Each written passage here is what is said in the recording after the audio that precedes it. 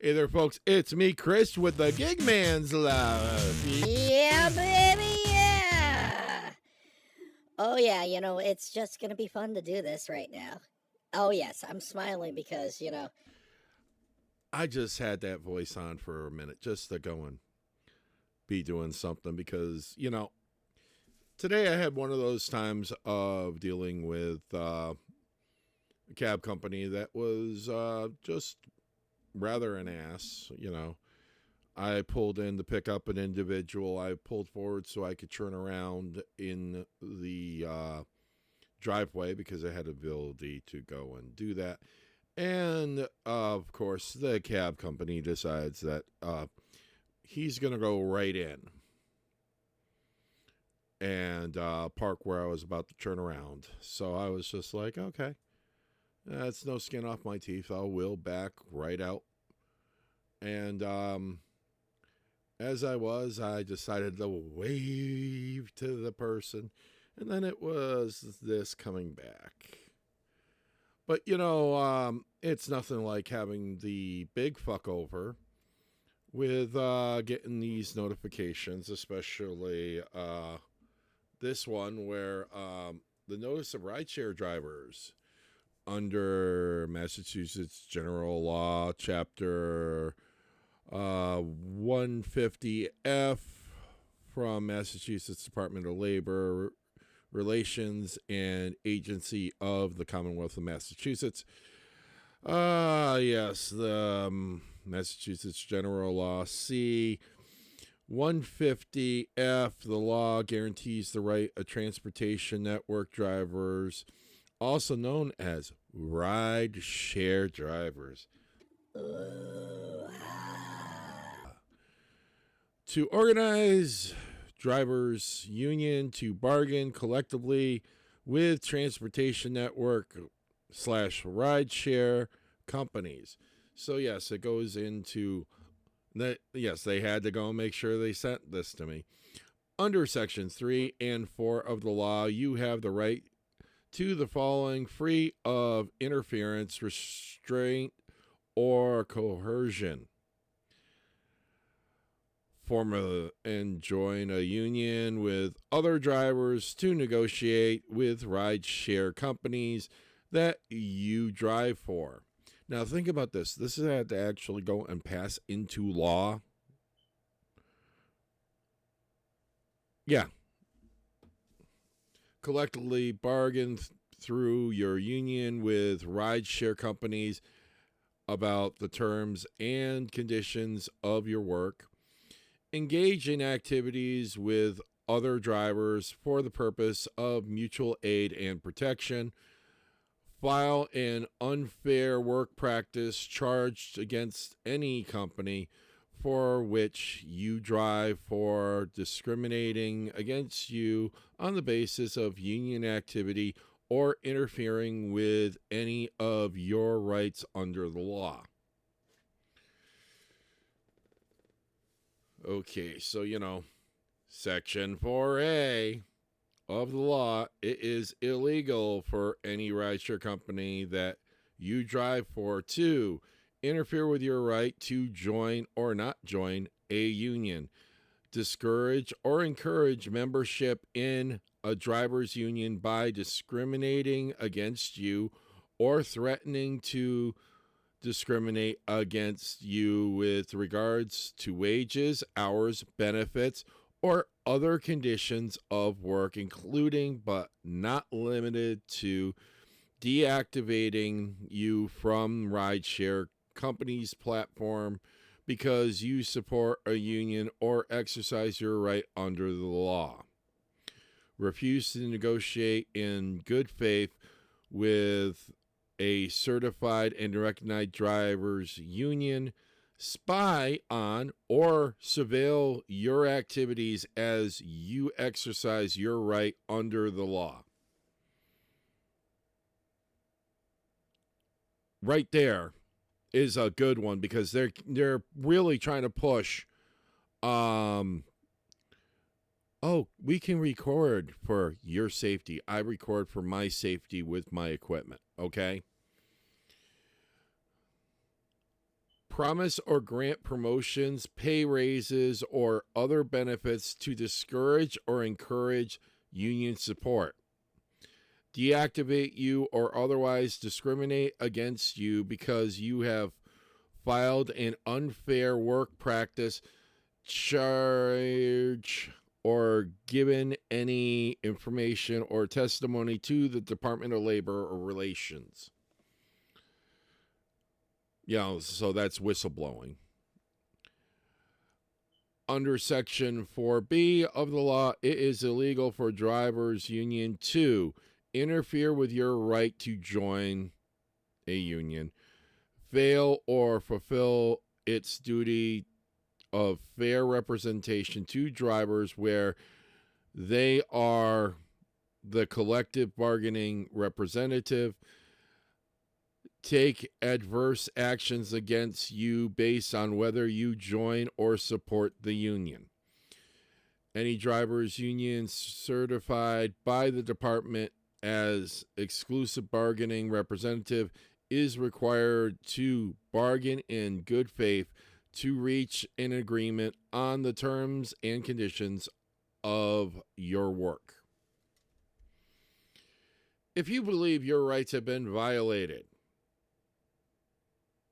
you can file an unfair work practice charge against any rideshare company that you drive for or your union under Section 4C of the law. You must file the charge with the Department of Labor within 6 months of the violation. Forms to file a charge can be found on the Department of Labor's website below. Of course, there's the link and everything else. So, it also does say that they cannot go and force us to join the union. Yeah, because if you really want to go and do some little control mechanism, you embrace the union so that you can go and start getting people to go and have the money go through your accounts and be held through your accounts until you have to pay them, which means that you get to keep the interest. Ain't that a hoot? And yes, I'm still thinking, should I do the love boat? Or sit right back and you hear the tale of a fateful trip? Yes, I do look at this and go, how it's set up. And it is funny, but, I just had to read that because there's a lot of people that aren't going to take the time to read one section that is mainly there is that whether or not you want to join,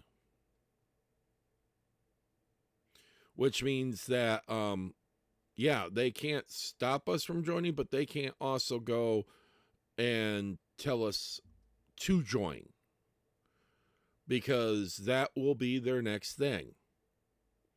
It's always going to be something when they go and realize that it's better for us to control the situation and us to get our people in charge so that we can negotiate, which, it's under that one little section of the law, which we can go and say right here, any driver's union certified by the department as the exclusive bargaining representative is required to bargain in good faith to reach an agreement on the terms and conditions of your work. We're talking one of the most prolific states to go and unionize, making sure that, if you ain't the lion, you are the gazelle.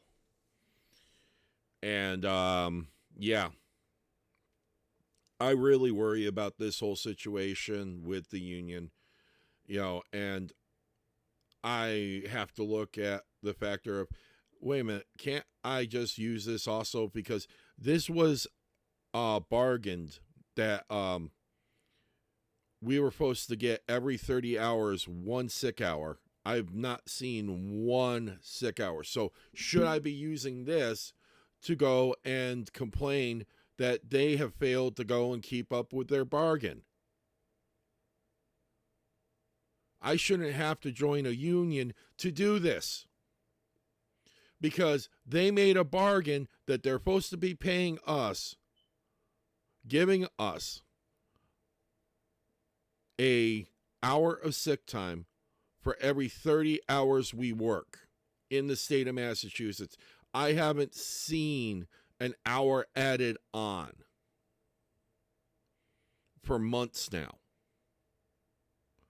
especially after the settlement payment that was put out, which was between both companies, because I was working for both companies. So it's making me really question the situation here about the whole thing, and whether or not, because they're, oh, vote for your crew member. But yet, wait a minute, I have to go and do deliveries on top of RideShare. What if I don't want to do deliveries? Why is it that I have to do deliveries to be on that crew? And why are you setting up a crew like that so that you can go and possibly get them into the union as union members, as union bosses? You see, that's where I start going and saying that this is fucked up. And of course, we're just going to all discuss about this down below in the comments. And yes, I hope everybody understands. And thank you for watching The Gig Man's Life. Yes, you can find me on Rumble Monday, Wednesday, and Friday. And Tuesdays, Thursdays, and Saturdays on YouTube. Yes, I got to have some day off from doing this, as much as I need a day off from working these gig apps. And trust me, I will suggest that always. This is about doing the hustle. And the hustle can be that 40-hour work week, showing up and getting the job done, or that guy who is snow blowing and cleaning up your sidewalks. Everybody's got to hustle. Everybody's got their way of making money, and we all got to respect it. Because if you're not respecting what other people are doing, then, it's more of your problem than theirs. So have a great day, and hope the hustle pays.